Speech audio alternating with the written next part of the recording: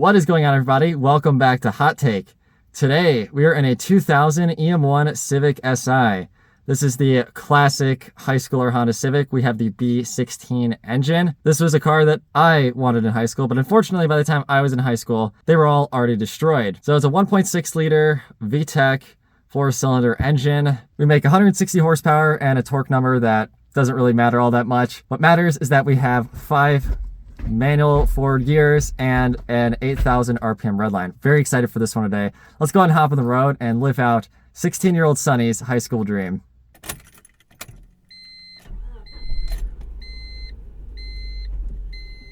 God, I love those red face gauges, the needles.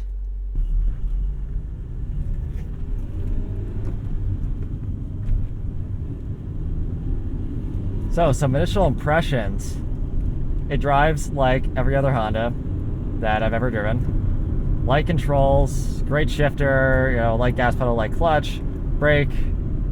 Ooh, actually the brake has a nice bite to it. Okay, so that's better than most Hondas. But this was the high schooler Civic. So every high schooler ever that wanted a Civic Si, they saw this car, or it was the EK hatch or the EK Type R. It was one of these two cars. But you saw a lot of EM1 Civic Si's rolling around in high school parking lots. And they've dried up now. These cars are 25 plus years old, and they just don't exist. Sad, but it's true. When I had my EP3 Civic Si in high school, what I really wanted was this engine. I watched videos on YouTube of this car back before I bought even a car, and this was the one that everybody said was amazing. And this one only has 76,000 miles, which is truly low mileage. It's like a little roundabout here.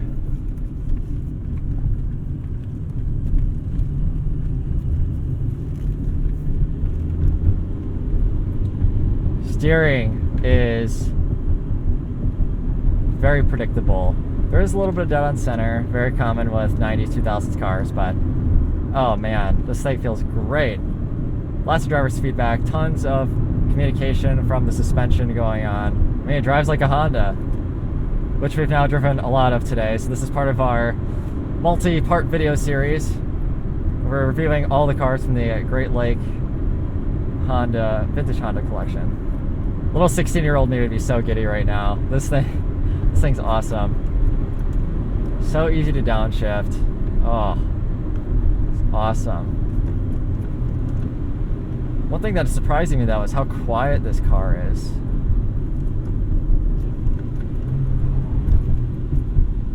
I sort of expected it to be a little louder, but you're very insulated from the engine here, which I guess sort of makes sense because this was a normal car. You weren't supposed to get loads and loads of feedback in this thing. This is a car that Honda made for people to buy and take to the grocery store and use.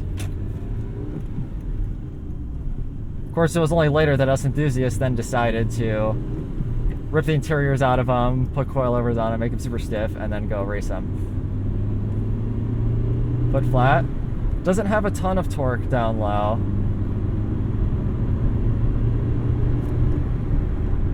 Definitely less than the B18 for sure.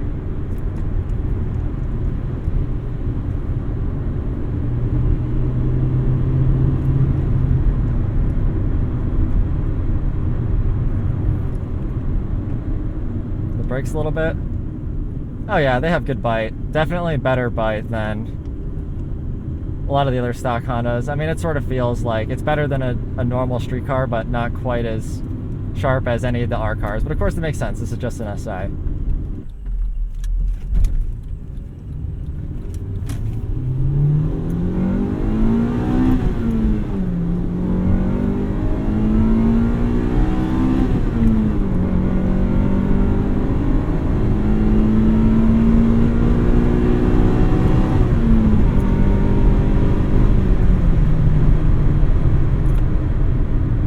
That is the classic Honda sound. Wow, it is so quiet. It almost sounds higher pitched to redline than the Integra Type R does. It is lower displacement, so there might be something to that. But it's such a cool sound up there. This was the hard VTEC kickover. The B series was the holy grail of Honda VTEC engines. So easy to drive. Steering is very responsive too. A little bit of body roll, but not too bad.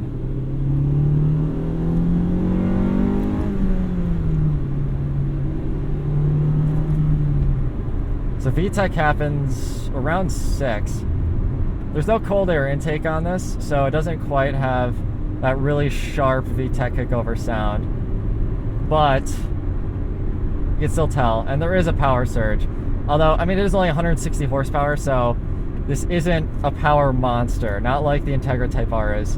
And of course I say power monster very loosely, just in comparison for 4 cylinders.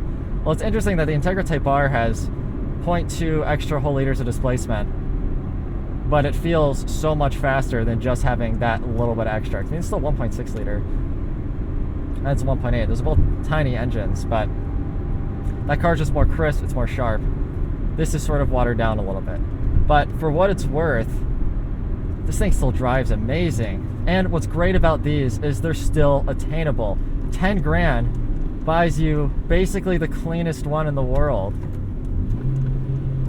And this is so much fun to be had for 10 grand. I mean, forget the whole dollar to power, this and that, like it's bad. Yes. Were these $3,000 at some point? Yes, they were. 76,000 miles. There may have been a point in time where this sold for 5 grand, right? But that's not the reality anymore, and you have to look at our current market. And in our current market, there isn't a lot that has this sort of raw analog experience.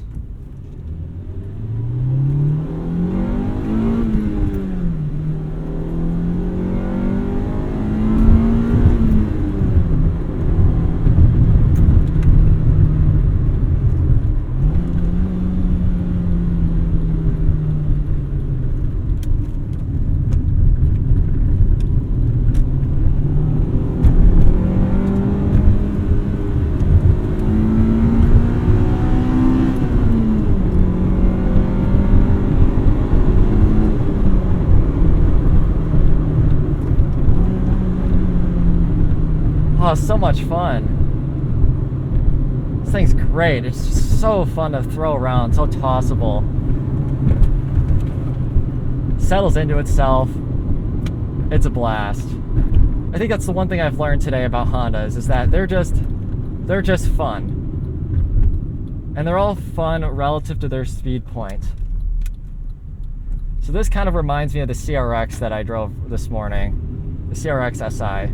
And that was so tossable, and it was so fun to just ring out, throw around. And you weren't super breaking the law by driving it. You could drive it sort of at its limit and still have a good time. And that's sort of what this is. This is the last breath of that. You could also argue the EP3 was the last breath of that, but the EP3 has its own feel. The EP3 feels different from this one and the Civic that came after it. It's sort of its own car. This was the last breath of the classic Honda experience, and it truly is a special car that's fun to drive.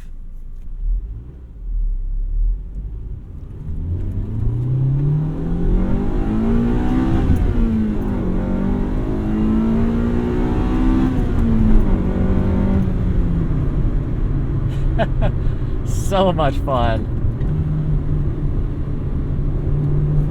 This car's also extremely forgiving. When you get up to redline, I don't have to feather my shift super hard like you do in some of the other cars to sort of make it smooth and not jerky. This car just, it's just easy to drive. It's very smooth. This is probably one of the easiest to drive cars I've taken out today.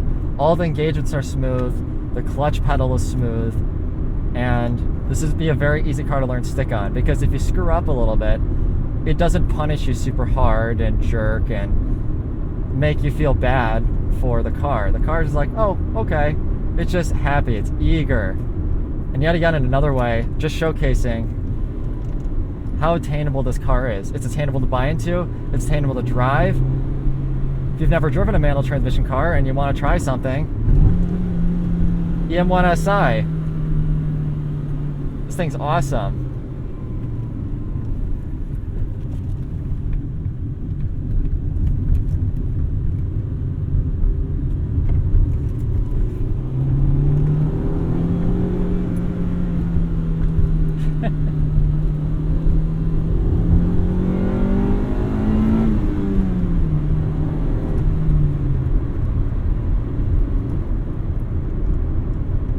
So we finished our test drive of the EM1 Civic Si, and it was so much fun.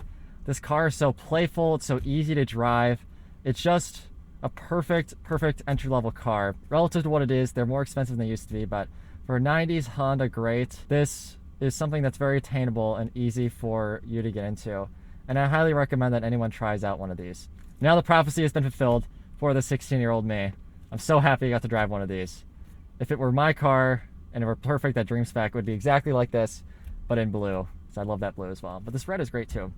Anyway, with that, let's go ahead and give the EM1 Civic Si a score. The EM1 Si scores here on our list, slightly below the Integra Type R. The Integra Type R is a much better version of the same driving experience, but the EM1 Si is much cheaper for something that isn't too far off. Should you buy it? The EM1 Civic Si is not the bargain they used to be. They used to cost way less than $5 grand for nice ones, which gained them notoriety in the cheap, fun car world. But that was in 2014. 10 years later, and all we have left is the Survivors. It may not be the bargain performance car that it used to be, but it is a bargain in a new way. The EM1 Si is the last breath of the classic Honda experience. After the EM1 Si, Honda started to change how their cars drove and got away from the classic feel that the cars carried throughout the 80s and 90s. Unlike the Integra Type R, these aren't the price of a new BMW M3 and probably never will be. The EM1 Civic Si is a product of its era, and its lack of being special is what will always make this car Honda's most attainable classic, fulfilling the promise of what it means for a car to wear a Honda badge: attainability.